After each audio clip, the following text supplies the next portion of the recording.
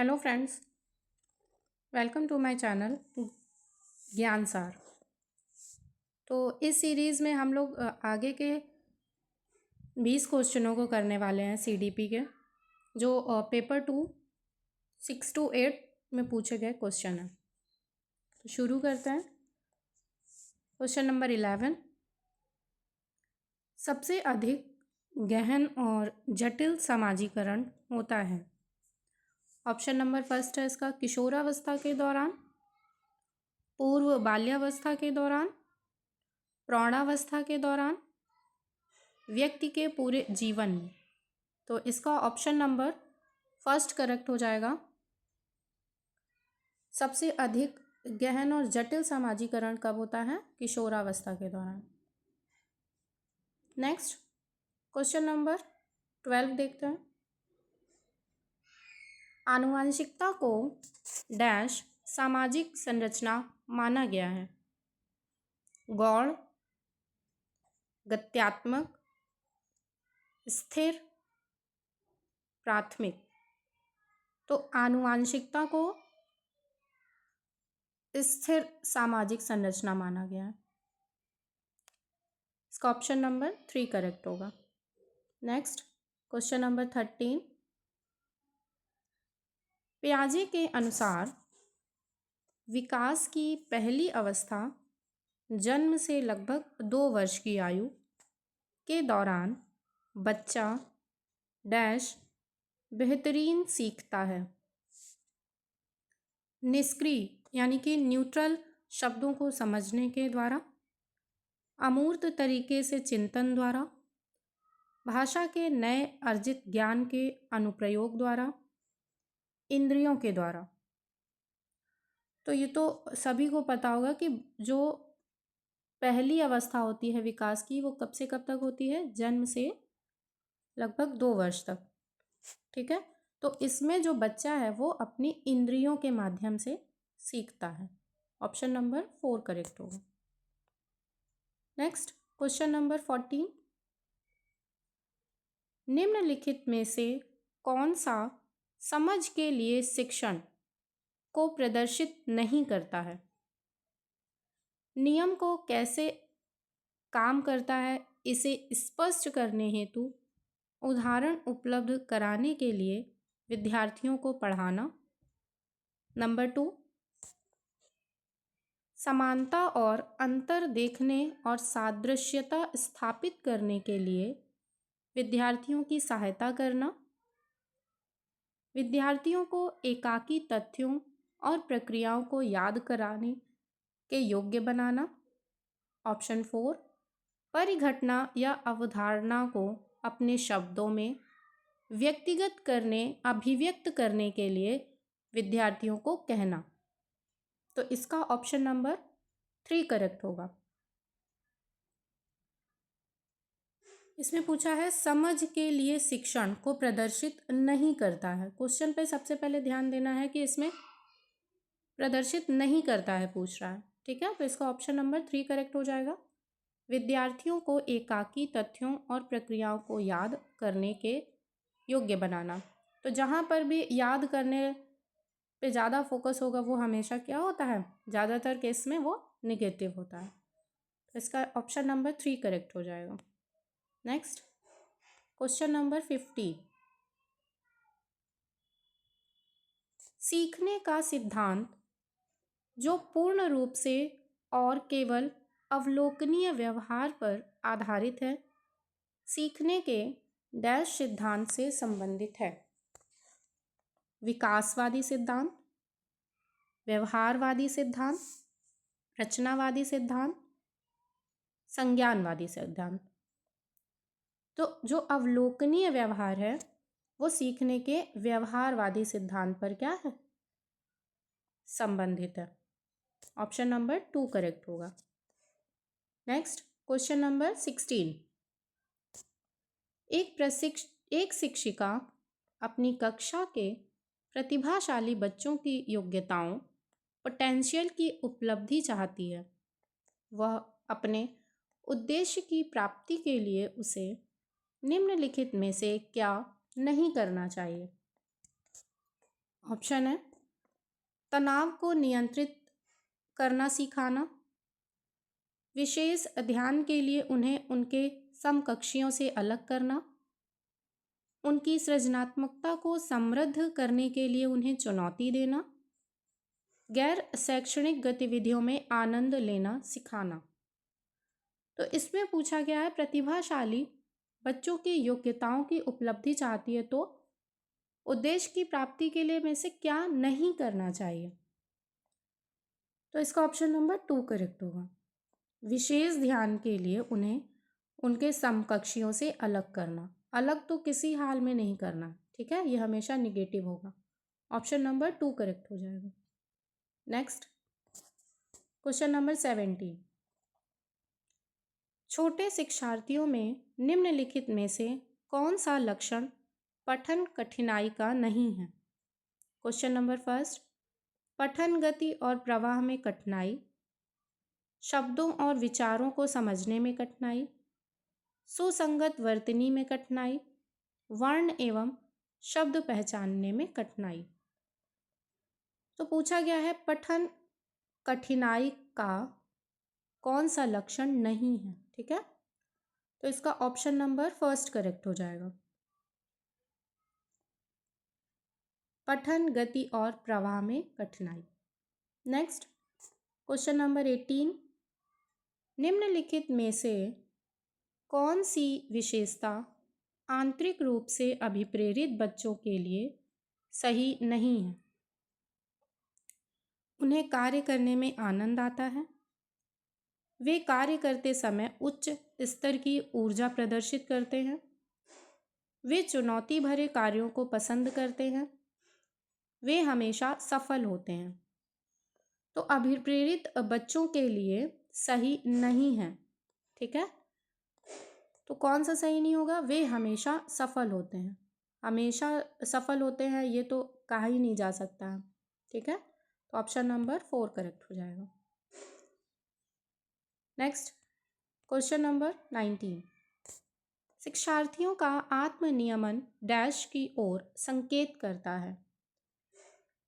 विद्यार्थियों के व्यवहार के लिए विनियम बनाना, विद्यार्थी निकाय द्वारा बनाए गए नियम विनियम, स्व अनुशासन और नियंत्रण, अपने सीखने का स्वयं परिवीक्षण करने की उनकी योग्यता।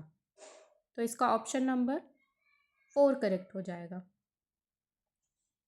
अपने सीखने का स्वयं परिवीक्षण करने की योग्यता, ठीक है, ये हो जाएगा आत्मनियमन की ओर ये संकेत करेगा, ठीक।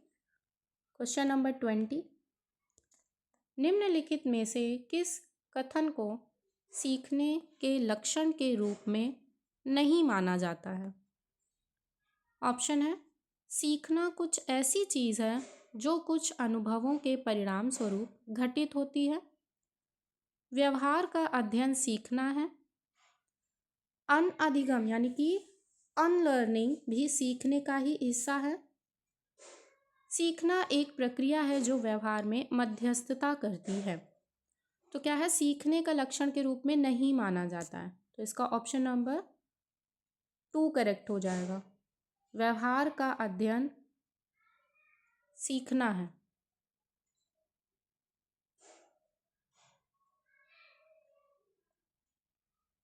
नेक्स्ट क्वेश्चन नंबर 21, सिद्धांत के रूप में रचनावाद, दुनिया के विषय में अपना दृष्टिकोण निर्मित करने में शिक्षार्थी की भूमिका पर बल देता है, सूचनाओं को याद करने और पुनः स्मरण द्वारा जांच करने पर बल देता है, शिक्षक की प्रभुत्वशाली भूमिका पर बल देता है, अनुकरण की भूमिका पर केंद्रित है। तो हमसे पूछा है सिद्धांत के रूप में रचनावाद। तो सिद्धांत के रूप में रचनावाद का ऑप्शन नंबर फर्स्ट करेक्ट होगा। दुनिया के विषय में अपना दृष्टिकोण निर्मित करने में शिक्षार्थी की भूमिका पर बल देता है।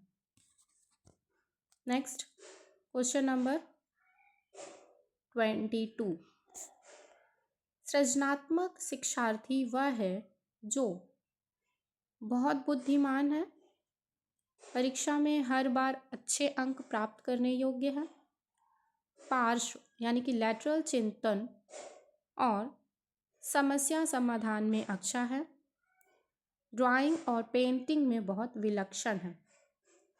तो सृजनात्मक शिक्षार्थी कौन कहलाएगा?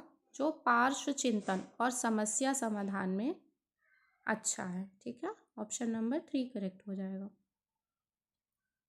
Next question number 23।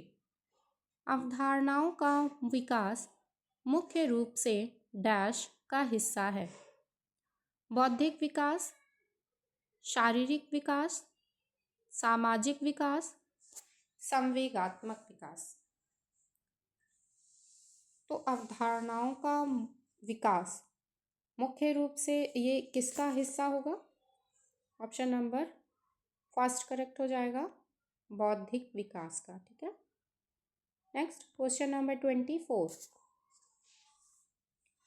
व्यक्तिगत शिक्षार्थी एक दूसरे से डैश में भिन्न होते हैं? विकास की दर, विकास क्रम, विकास की सामान्य क्षमता, वृद्धि एवं विकास के सिद्धांतों। ऑप्शन नंबर फर्स्ट करेक्ट हो जाएगा, विकास की दर। तो व्यक्तिगत शिक्षार्थी एक दूसरे से विकास की दर में क्या होते हैं? भिन्न होते हैं। ठीक है, ऑप्शन नंबर 50 क्वेश्चन नंबर 25। बच्चे के उचित विकास को सुनिश्चित करने के लिए उसका स्वस्थ शारीरिक विकास एक महत्वपूर्ण पूर्व आवश्यकता है। यह कथन गलत हो सकता है क्योंकि विकास नितांत व्यक्तिगत मामला है। सही है क्योंकि विकास क्रम में शारीरिक विकास सबसे पहले स्थान पर आता है। सही है क्योंकि शारीरिक विकास के अन्य पक्षों के साथ अंतः संबंधित है। ऑप्शन नंबर 4 है। गलत है क्योंकि शारीरिक विकास के अन्य पक्षों को किसी भी प्रकार से भी प्रभावित नहीं करता है। तो इसका ऑप्शन नंबर 3 करेक्ट हो जाएगा। सही है क्योंकि शारीरिक विकास के अन्य पक्षों के साथ अंतः संबंधित है। ठीक है, नेक्स्ट क्वेश्चन नंबर 26। मानव विकास कुछ विशेष सिद्धांतों पर आधारित है। निम्नलिखित में से कौन सा मानव विकास का सिद्धांत नहीं है? अनुक्रमिकता, सामान्य से विशिष्ट, प्रतिवर्ती या निरंतरता। तो इसका ऑप्शन नंबर 3 करेक्ट हो जाएगा, प्रतिवर्ती। हमसे पूछा गया था मानव विकास का सिद्धांत नहीं है। ठीक है, क्वेश्चन पे ध्यान देना है आपको। Next question number 27। निःशक्त बच्चों के लिए समेकित शिक्षा की केंद्रीय प्रायोजित योजना का उद्देश्य है डैश में निःशक्त बच्चों का शैक्षिक अवसर उपलब्ध कराना। ऑप्शन है कुछ विशेष विद्यालयों, मुक्त विद्यालयों, ब्लाइंड रिलीफ एसोसिएशन के विद्यालयों, नियमित विद्यालयों। तो इसका ऑप्शन नंबर 27 क्वेश्चन नंबर का ऑप्शन नंबर 4 करेक्ट हो जाएगा।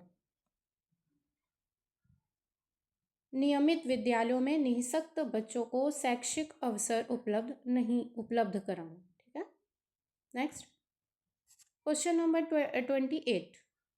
निम्नलिखित में से कौन सा कथन सीखने के विषय में सही है?